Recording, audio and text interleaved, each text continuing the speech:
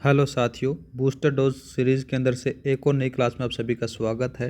अपन बात कर रहे थे राजस्थान के इतिहास के बारे में। एक क्लास देखी थी अपन ने, राजस्थान का प्राचीन इतिहास देख रहे थे। उम्मीद होगी कि अपन इस क्लास के अंदर से राजस्थान का प्राचीन इतिहास है उसको कंप्लीट कर देंगे। बाद में आएगा राजस्थान का मध्यकालीन और आधुनिक इतिहास। अब बात करते हैं इसके अंदर गुप्तोत्तर काल या फिर राजपूत काल या फिर त्रिपक्षीय संघर्ष काल या फिर पूर्व मध्यकाल के नाम से इसको जाना जाता है।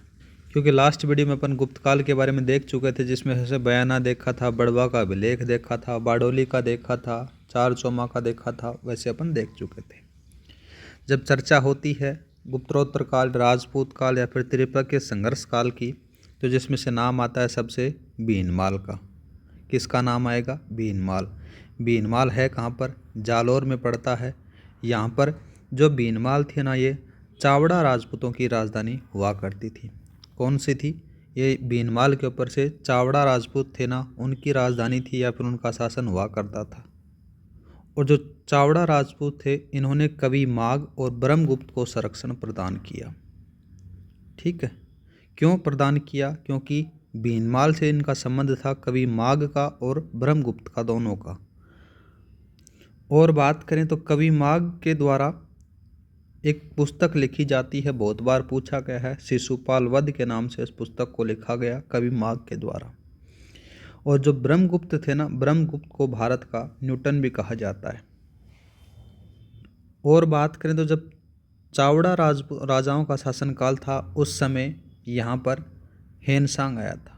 हेनसांग ने कहाँ पर यात्रा की? भीनमाल की यात्रा की। यात्रा करने के बाद में भीनमाल को उसने पीलो मोलो कहा था। ये भी थोड़ा सा याद रखना। आगे बात करते हैं बसंतगढ़ अभिलेख। बसंतगढ़ अभिलेख का भी संबंध सिरोही से देखने को मिल जाता है, लेकिन इसके अंदर से चावड़ा राजाओं की जानकारी आपको देखने को मिल जाती है। और जैसे जैसे समय बीतता जाता है, यहाँ पर चावड़ा राजपूतों को हरा दिया जाता है और प्रतिहारों ने भीनमाल पर अधिकार कर लिया है।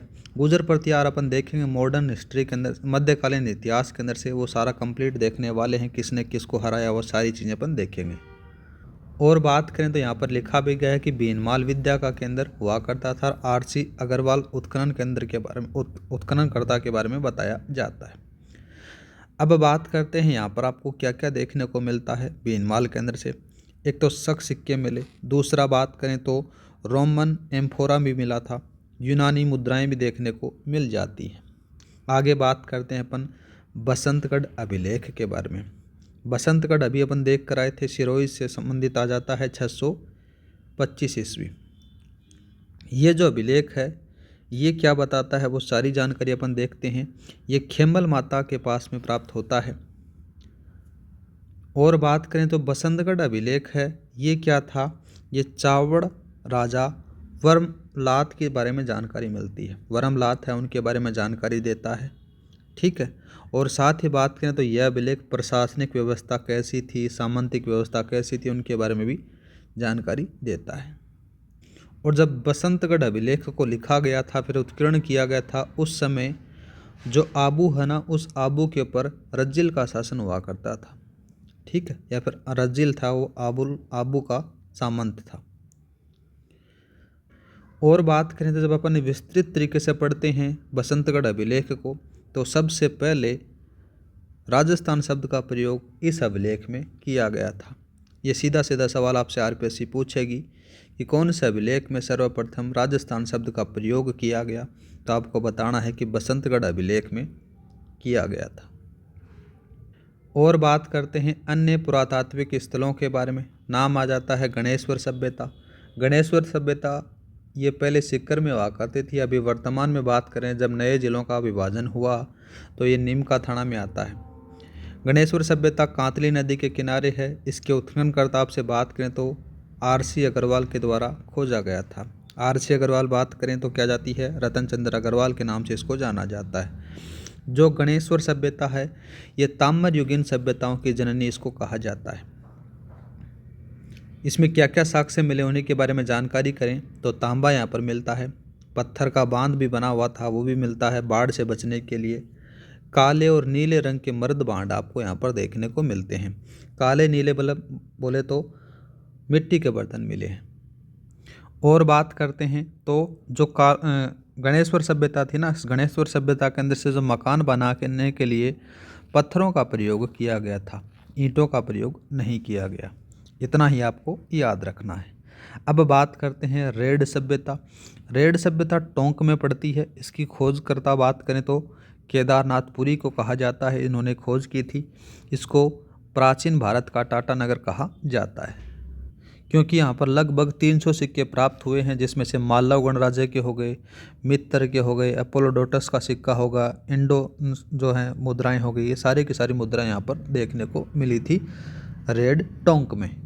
और बात करें तो यहाँ पर क्या क्या मिला, यहाँ पर मिली पगड़ी पहनने वाली महिला की मूर्ति मिली है, मातर देवी की भी मूर्ति मिली है, और साथ ही बात करें तो चक्करदार कुएं भी यहाँ पर प्राप्त हुए हैं। नेक्स्ट बात करते हैं सुनारी सभ्यता।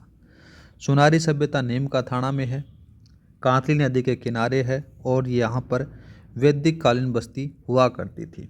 क्या क्या साक्ष्य मिले हैं, लोहे की भट्टियाँ मिली हैं, चावल मिला है, रथ हो गई, और शंख की चूड़ियाँ यहाँ पर प्राप्त हुई हैं सुनारी सभ्यता से।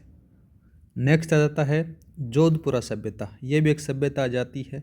इस सभ्यता को क्या कहा जाता है, दर्तुल घाट की सभ्यता के नाम से इसको जाना जाता है।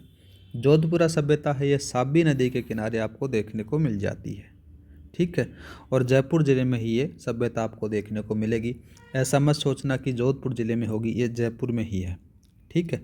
क्या साक्ष्य मिला है, यहाँ पर लोहा देखने को मिला है।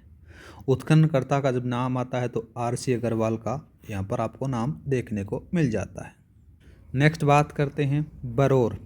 ये भी एक सभ्यता स्थल है। ये स्थान श्रीगंगानगर में है, सरस्वती नदी के किनारे है। क्या साक्ष्य मिले हैं, तो यहाँ पर बटन के आकार की मोहरें मिली हैं, ठीक है, और 8000 लाजवर्द मन के प्राप्त हुए हैं। नेक्स्ट सभ्यता का नाम आ जाता है इसवाल। ये सभ्यता स्थल भी आपको उदयपुर में देखने को मिल जाता है। इसको इसवाल सभ्यता स्थल को औद्योगिक नगरी के नाम से देखने को मिलेगा। यहाँ पर साक्ष्य लोहा मिला है। नेक्स्ट बात करते हैं कुराड़ा सभ्यता। ये नागौर में है। साक्ष्य क्या मिला है यहाँ पर, तो खेती के औजार मिले हैं, और औजारों की नगरी के नाम से इसको जाना जाता है। नेक्स्ट सभ्यता स्थल का नाम आता है नलियासर। नलियासर है कहाँ पर, ये जयपुर में है। यहाँ पर आपको आहत सिक्के मिले हैं और कुषाण सिक्के मिले हैं। कुषाण संख्यों की संख्या पूछे तो आपको बताना है 105 सिक्के यहाँ पर प्राप्त हुए हैं। नेक्स्ट सभ्यता का नाम आता है एलाना। एलाना का संबंध जो जालोर से है। नेक्स्ट बात करते हैं किराड़ौत आता है, दूसरे का नाम कौन सा जाता है, चौथवाड़ी आ जाता है, और नंदलालपुरा। ये तीनों के तीनों आपको जयपुर में देखने को मिलते हैं। नेक्स्ट बात करें तो नाम आ जाता है मल्हा। ये भी एक सभ्यता स्थल है, ये भरतपुर में आपको देखने को मिलेगा। एलाना बात करें तो कहाँ पर मिलेगा, ये दोबारा से लिख दिया गया तो इसको काट देना, ठीक है। ये कहाँ पर है, जालौर में है। नेक्स्ट बात करते हैं पिंड पालिया। ये चित्तौड़गढ़ में आपको देखने को मिलेगा। जाडोल है, ये उदयपुर में देखने को मिलेगी। ये सारे के सारे सभ्यता स्थल आपको देखने को यहाँ पर मिलते हैं। अब बात कर लेते हैं कि राजस्थान के इतिहास के बारे में बताने वाले कुछ विदेशी लोग थे कि यहाँ पर ये राजस्थान है, उनका नामकरण किया वगैरह वगैरह। तो 2 लोगों का नाम ज़्यादा देखने को मिल जाता है। पहले का नाम आएगा जॉर्ज थॉमस। जॉर्ज थॉमस था, ये आयरलैंड का रहने वाला था, ठीक है। इन्होंने क्या किया, ये मराठाओं की तरफ से आता है और उदयपुर, जयपुर तथा बीकानेर के ऊपर आक्रमण करता है उनका सेनापति बनकर। बाद में क्या हो जाता है कि ये बंदा 1800 की समय आता है। 1800 के अंदर से क्या होता है कि राजस्थान के लिए इसने एक शब्द का प्रयोग किया, उसका नाम याद रखना, राजपूताना। ये बहुत बार पूछा जाता है, ठीक है। इस जॉर्ज थॉमस को जहाजी फिरंगी भी कहा जाता है। नेक्स्ट बात करते हैं कर्नल जेम्स टोड, बोले तो घोड़े वाले बाबा। इस इंसान का राजस्थान के प्रति बहुत ज़्यादा लगाव था। वैसे देखा जाए तो ये स्कॉटलैंड का निवासी हुआ करता था। 1818 के समय बात करें तो इसको क्या किया गया, इसे पश्चिमी राजपूत राज्यों का PA बनाया गया, बोले तो पॉलिटिकल एजेंट नियुक्त किया गया 1818 के अंदर से, जिसमें से उदयपुर, घुमाए, जैसलमेर, जोधपुर, कोटा, बूंदी, इन चीज़ों को इन्होंने देखा। इनके गुरुओं के बारे में बात करें तो कर्नल जेम्स टोड का गुरु आता है, गुरु यति ज्ञानचंद्र के नाम से उनका ज्ञान आपको नाम देखने को मिल जाता है। इस इंसान को लिखने का बहुत ज़्यादा शौक हुआ करता था, तो इस बंदे ने क्या किया, 1829 के अंदर से अपने एक पुस्तक लिखी। वैसे तो इसने 2 पुस्तकें लिखी थी, दोनों पुस्तकों का नाम बहुत बार पूछा जाता है। एक पुस्तक तो इसने खुद ने पब्लिश कर दी, दूसरी पुस्तक थी इसकी पत्नी ने उसको पब्लिश की थी। तो इसने 1829 के अंदर से जो पुस्तक निकाली उसमें से राजस्थान या फिर रायथन नाम दिया था, जिस जगह में ये था उसका। तो इसने 2 बुक्स लिखी थी, वो कौन कौन सी थी। पहली बुक का नाम बात करें तो annals and antiquity of Rajasthan था। ये बुक थी इसने खुद ने पब्लिश की थी, ठीक है। इसी बुक में इसने जिक्र किया था राजस्थान रायथन के बारे में। या फिर ये कह सकते हो the central and western Rajput state of India के नाम से इस पुस्तक को निकाला था। दूसरी पुस्तक जो इसकी पत्नी ने पब्लिश की थी, लिखी इसने थी, नाम आ जाता है उसका ट्रेवल इन वेस्टर्न इंडिया। ये दोनों पुस्तकों का नाम जरूर याद रखना। इस प्रकार से आपका जो प्राचीन इतिहास है राजस्थान का वो कंप्लीट हो जाता है। बाद में आता है मध्यकालीन इतिहास। मध्यकालीन इतिहास आपको मेंस में बहुत काम आएगा। वैसे देखा जाए तो प्री में बहुत कम क्वेश्चन आते हैं, कभी कभार एक दो क्वेश्चन पूछ लिया जाता है। इम्पोर्टेंट है मेंस के से रिगार्डिंग भी, तो थोड़ा बहुत पढ़ना जरूर है आपको। वैसे देखा जाए तो मध्यकालीन राजस्थान के इतिहास के अंदर से अपना जितने भी राजवंश हैं उनके बारे में बात करेंगे। उन राजवंशों की कैसी राजनीतिक व्यवस्था थी, कैसी प्रशासनिक थी व्यवस्था थी, कैसी सांस्कृतिक व्यवस्था थी, कैसी राजस्व व्यवस्था थी, साथ में उनकी आर्थिक स्थिति कैसे हुआ करती थी, वो कैसे अपना जीवन यापन करते थे, किसके साथ में युद्ध लड़ते थे, किसके साथ में वो शादियाँ करते थे, वो सारी चीज़ें अपन उनके बारे में बात करेंगे मध्यकालीन राजस्थान के इतिहास में। तो जब मध्यकालीन इतिहास की जब चर्चा होती है ना गाइस, तो प्रमुख जो राजवंश आते हैं उनमें सबसे पहला नंबर आता है चौहानों का। कौन सा राजवंश आएगा? चौहान राजवंश आएगा। दूसरा बात करते हैं तो परमार राजवंश आता है। तीसरा बात करें ना गाइस तो कौन सा आता है? प्रतिहार आता है। और चौथा राजवंश बात करें तो गुहिल आता है। गुहिल बोले तो सिसोदिया भी बोल सकते हो। और एक और बात करें पांचवा कौन सा आ गया? राठौड़ आ गया। राठौड़ के बाद में एक और लिख सकते हो आप, छठा नाम आ जाता है कछवाहा। ये राजवंश क्या थे? बहुत ज़्यादा सवाल इन्हीं से पूछे जाते हैं, तो ये इम्पोर्टेंट है। प्रमुख राजवंश इन्हीं के अंदर से इनको शामिल किया जाता है। तो इस प्रकार से अपनी जो प्राचीन राजस्थान का इतिहास है वो कंप्लीट हो जाता है। क्लास आपको अच्छी लगी तो लाइक और सब्सक्राइब करना न भूलें। थोड़ा बहुत मोटिवेशन मेरे को मिलेगा गाइस। क्लास आपको कंटिन्यू मिलती रहेंगी। क्लास की PDF फाइल आपको टेलीग्राम पर मिल जाएगी। टेलीग्राम का जो लिंक है डिस्क्रिप्शन में दे रखा है, वहाँ पर जाकर आप ज्वाइन कर सकते हो। हर क्लास की PDF फाइल वहाँ पर आपको उपलब्ध होगी। जय हिंद, जय भारत गाइस।